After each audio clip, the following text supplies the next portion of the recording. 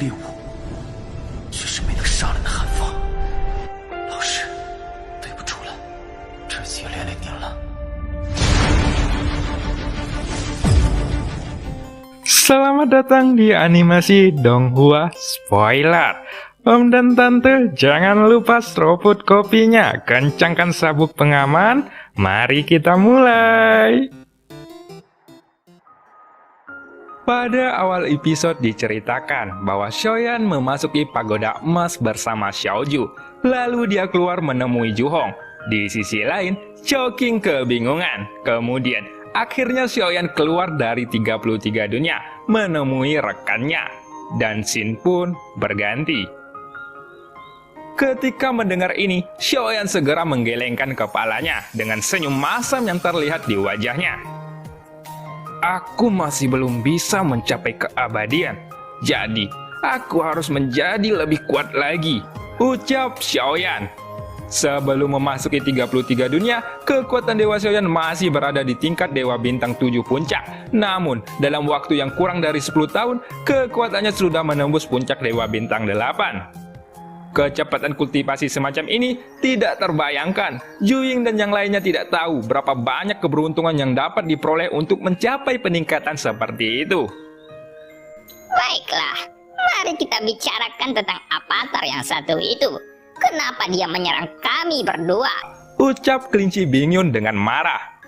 Kelinci Bingyun berbicara sambil melihat ke samping, di mana tubuh Dewa asli Xiaoyan masih membeku dan tidak bisa bergerak sampai saat ini. Ketika mendengar itu, Xiaoyan mengikuti pandangan Kelinci Bingyun dan dia segera mengerutkan keningnya. Di 33 dunia, Xiaoyan benar-benar merasakan bahwa tubuh avatar Yuan Shen-nya sudah kehilangan kontak dengan dirinya sendiri. Oleh karena itu, ketika dia mengetahui bahwa tubuh avatar Yuan Shen sudah kehilangan kendali dan menyerang Kelinci Bingyun, dia akhirnya mengerti bahwa terputusnya hubungan antara dirinya dan tubuh dewa avatar Yuan Shen bukanlah karena 33 dunia. Alasan yang sebenarnya adalah bahwa setelah avatar Yuan Shen menyerap kekuatan bintang-bintang dari tubuh abadi bintang 5, kekuatannya sendiri menjadi terlalu kuat, dan setelah Xiaoyan membuka celah yang terlalu banyak dengan avatar, itu akan mengalami reaksi tertentu. Selain itu, setelah Xiaoyan memasuki 33 dunia, karena pengaruh formasi dunia, koneksinya dengan avatar Yuan Shen menjadi sedikit lemah. Dan kehendak dari avatar Yuan Shen juga mengambil kesempatan ini untuk mengambil tubuhnya sendiri. Jika bukan karena Kelinci Bingyun dan Wujian yang mengambil tindakan tepat waktu untuk membatasi dan membekukannya di sini, ketika Xiaoyan kembali, avatar Yuan Shen mungkin akan menghilang dan dia akan menghasilkan kesadarannya sendiri. Meskipun pada awal kesadarannya terlihat lemah, namun itu seperti monster tingkat rendah, yang mana dia akan menjadi lebih kuat dari waktu ke waktu. Namun seiringnya berjalan waktu, setelah kebijaksanaan spiritualnya perlahan-lahan berkembang, kehendak utama bisa dihasilkan. Pada saat itu, bahkan jika Xiaoyan datang, dia harus menghapus kehendak itu untuk mendapatkan kembali kehendak atas avatarnya. Akan tetapi, jika kekuatan avatar Yuan Shen terputus dengan Xiaoyan dan benar-benar menghasilkan kehendaknya sendiri, jika Xiaoyan ingin mendapatkan tubuh itu kembali, dia harus mengalahkannya terlebih dahulu. Untungnya kekuatan Xiaoyan saat ini sudah meningkat. Oleh karena itu, meskipun avatarnya masih dibekukan oleh Kelinci Bingyun, ia hanya dilahirkan dengan sentuhan kehendakan yang lemah. Apakah kamu sudah mendapatkan tanda bintang ketiga? Itu tidak heran, ucap Xiaoyan sambil memandang tubuh avatar Yuan Shen. Xiaoyan melihat avatar yang tidak bergerak di dalam es batu dan dia melihat bahwa ada 3 tanda bintang yang berkedap-kedip di antara alisnya. Kemudian, Xiaoyan mendekati avatar Yuan Shen secara perlahan dan matanya terfokus pada avatarnya. Hati-hati Tuan, es itu tidak keras. Ucap Wujian memberitahu Xiaoyan dari kejauhan. Dia menemukan bahwa beberapa es yang ada di tubuh avatar Yuan Shen pecah di sepanjang jalan, dan dia khawatir akan mengamuk lagi. Tepat ketika Xiaoyan mendekat, dia bisa melihat bahwa mata avatar Yuan Shen menatapnya, seolah-olah dia akan merembukan Xiaoyan saat ini. Kemudian ketika Xiaoyan sudah mendekat, hampir ketika suaranya Wujian masih di udara, es itu pun benar-benar hancur dan tubuh avatar Yuan Shen bergegas keluar untuk menyerang Xiaoyan. Hati Wujen pun tiba-tiba menegang ketika melihat ini. Dia telah mengalami perasaan ini beberapa kali. Meskipun kekuatan Xiaoyan sudah menembus puncak Dewa Bintang 8, tubuh Avatar Yuan Shen bisa membunuh Xiaoyan hanya dalam satu pukulan.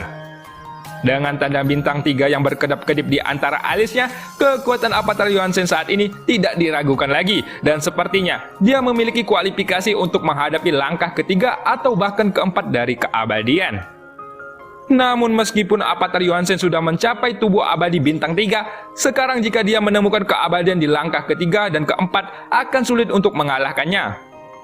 Itu karena selain kekuatannya sendiri, Xiaoyan sangat tahu tentang tubuh abadi yang sebenarnya karena gaya bertarungnya masih jauh dari cukup. Langkah pertama dari keabadian Kaisar masih tidak bisa sepenuhnya memanfaatkan kekuatan keabadiannya. Akan tetapi, kultivator dari langkah ketiga dan keempat dari keabadian Kaisar bisa menggunakan sepenuhnya. Dalam hal ini, kemenangan tidak mungkin diraih dengan hanya mengandalkan kekuatan fisik belaka. Pada saat ini, Xiaoyan menghadapi tubuh Avatar Yuan Shen yang menyerangnya. Ketika melihat tinjunya yang penuh dengan kekuatan penghancur, tubuh Xiaoyan pun langsung tertembak ke belakang. Kecepatan Xiaoyan meroket dalam sekejap. Dengan kekuatan dari sayap Dewi Perang, kecepatan ini tidak hanya lebih cepat, tetapi yang paling penting adalah kelincahannya. Sudah meningkat lebih dari satu tingkat. Ketika menjauh dari diri Avatar Yuan Shen, Avatar Yuan Shen juga mengejarnya dengan kecepatan yang penuh. Ia menuangkan tinjunya ke arah Xiaoyan dengan panik. Tetapi tinju itu akhirnya menghantam di kehampaan, dan sayap Dewi Perang di belakang Xiaoyan dengan lembut mengepak dan menghindari serangan dari tubuh Avatar Yuan Shen. Ketika kehendakanmu sudah lahir, apakah kamu akan melenyapkan tuanmu sendiri? Ucap Xiaoyan sambil menatap Avatar Yuan Shen. Mata Xiaoyan menyipit dengan tatapan yang dingin. Kini dia sudah tahu bahwa dirinya adalah ancaman mutlak bagi Avatar Yuan Shen. Di bawah naluri ini, Avatar Yuan Shen akan menjadi seperti binatang buas yang penuh dengan aura kebencian, dan dia mempunyai satu tujuan untuk melenyapkan Xiaoyan. Bahkan, jika Xiaoyan membuka mulutnya untuk berbicara, dia sepertinya tidak bisa berbicara atau mengerti ucapan manusia. Dia hanya tahu bagaimana cara melambaikan tinjunya dan menyerang Xiaoyan dengan panik. Xiaoyan sedikit mengeringit ketika melihat ini, dan sosoknya tiba-tiba membeku sambil melihat tinjunya yang mengarah ke arahnya. Apakah itu kelinci Bingyun atau Jiying, dan Wujen mata mereka semua tertuju pada Xiaoyan. Dan Xiaoyan tampaknya tidak memiliki niat untuk menghindari serangan dari avatar itu. Dapat dilihat bahwa Xiaoyan sama sekali tidak bisa menerima pukulan dari avatar itu, tetapi dia akan dihancurkan oleh kekuatan yang absolut. Jika Xiaoyan memiliki sayap Dewi Perang dan memiliki keunggulan dalam kecepatan, itu mungkin baginya untuk berurusan dengan avatar Yuan Shen untuk waktu yang lama. Pada saat ini, Avatar Yuan Shen tercermin di mata Xiaoyan yang dalam, dan tinju yang dipantulkan di matanya menjadi semakin besar. Ketika melihat tinju Avatar yang mendekat ke arahnya, dalam sekejap, wajah Xiaoyan masih tenang, dan matanya yang dalam bahkan lebih tenang. Jubah Xiaoyan semuanya tertiup angin, tetapi ketika dia melihat bahwa tinju itu melayang kurang dari satu tapak tangan dari wajahnya, sosok Avatar Yuan Shen tiba-tiba menghentikan gerakannya. Kamu masih harus lebih memperhatikan situasi ini di masa depan. Ucap sebuah suara yang tiba-tiba terdengar. Suara ini datang dari mulut Avatar Yuan Shen. Jelas, dalam waktu yang singkat ini, Xiaoyan sebenarnya sudah bisa terhubung kembali dengan Avatar Yuan Shen.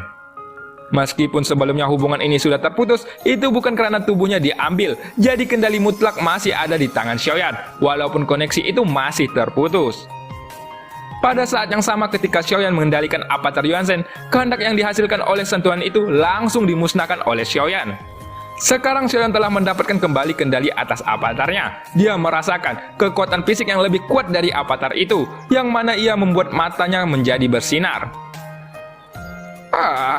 Tidak heran ada situasi di mana tuan dari sebuah avatar akan dihancurkan. Kekuatan fisik semacam ini memanglah sangat menakutkan, gumam Xiaoyan.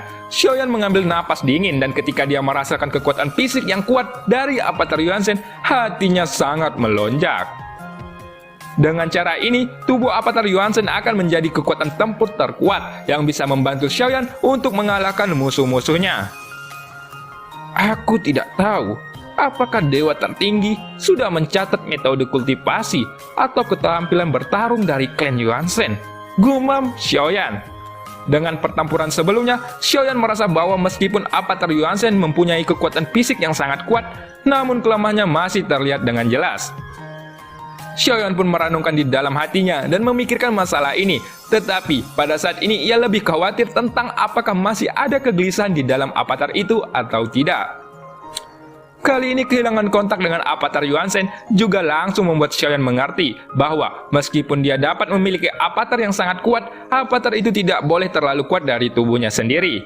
Jika tidak, itu akan mengamuk dan yang paling berbahaya, avatar itu akan menghancurkan tuannya sendiri. Baiklah, aku akan lebih berhati-hati di masa depan. Setidaknya sampai kekuatan dewaku mencapai keabadian. Aku tidak akan meningkatkan avatar Yuan Shen. Jadi, tidak ada kemungkinan besar aku tidak akan bisa menghadapi ketika dia mengamuk lagi. Gumam Xiaoyan di dalam hatinya.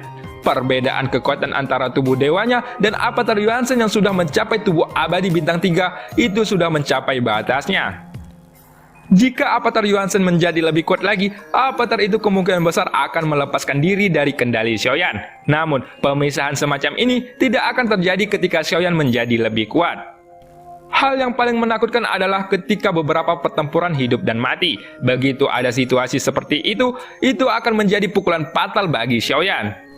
Bahkan jika saat ini Xiaoyan mendapatkan kembali kendali atas avatar Yuan Shen, dia masih tidak berani bertindak ceroboh. Dia segera menyegel avatar itu ke dalam 9 peti mati di pagoda emas.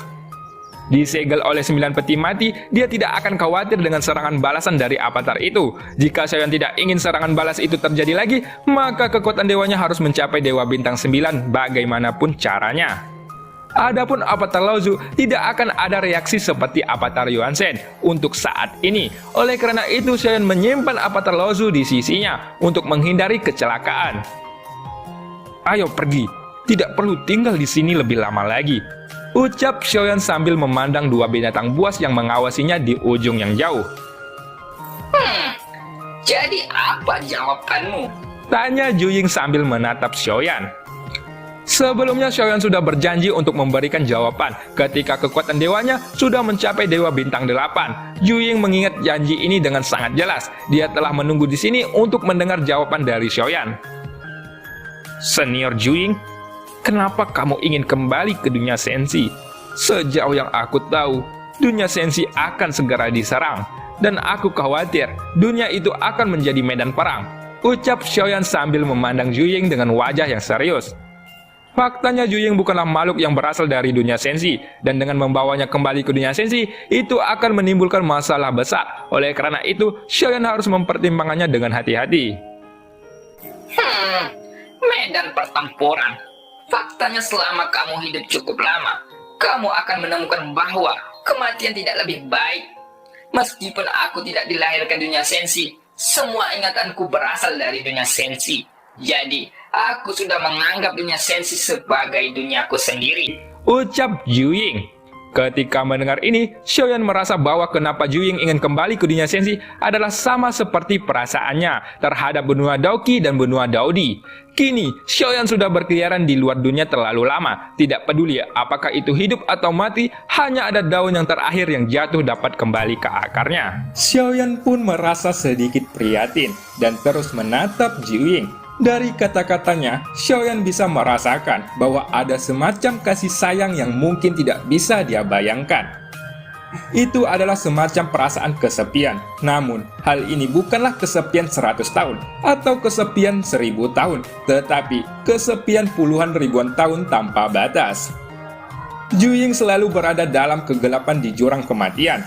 Dia tidak tahu berapa tahun telah berlalu dan hatinya sudah sangat kesepian. Dan bahkan dia lupa bahwa dirinya masih hidup. Sampai akhirnya Xiaoyan muncul dan menyebutkan dunia sensi.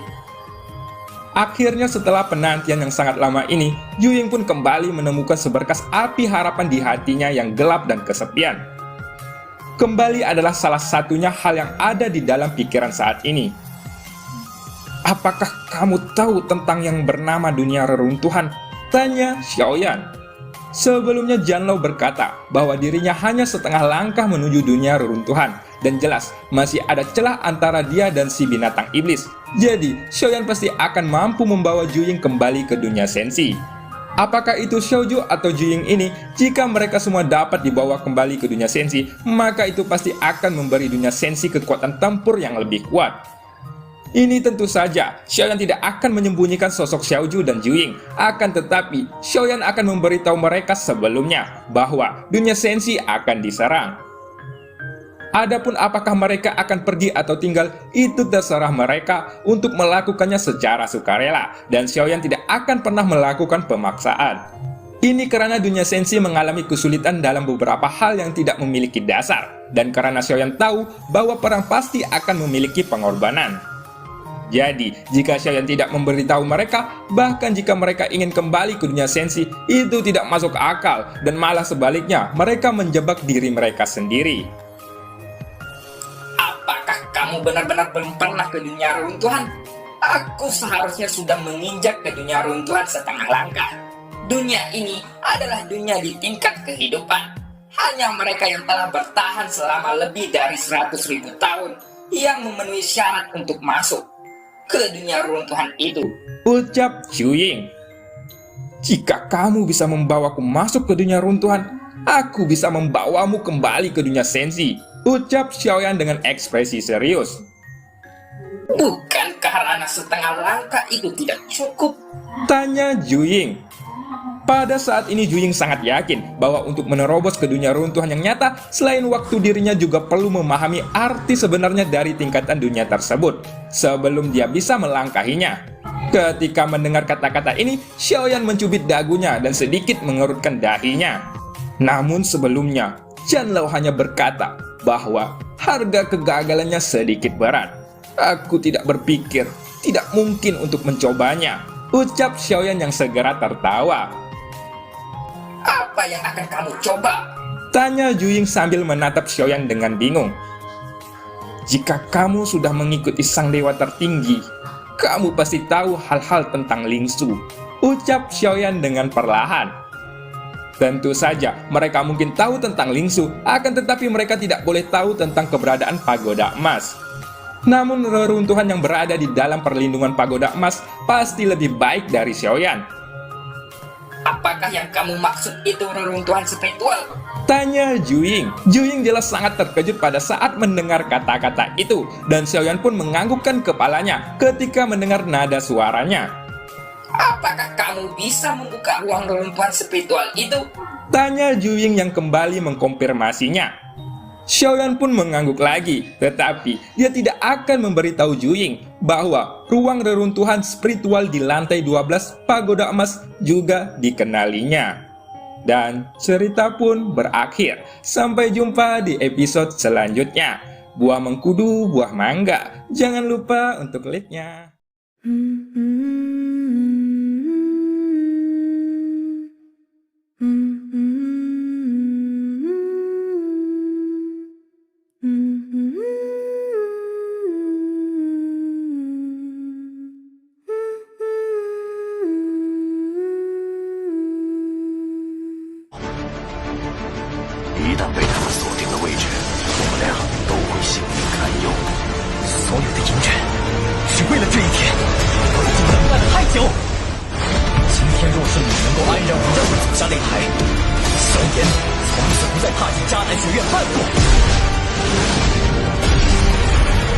他迟早会发现的。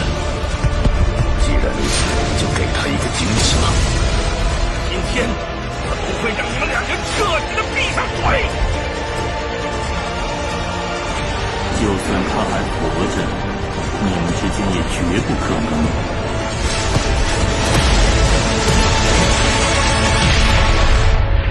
加玛帝国云岚宗，萧炎回来了。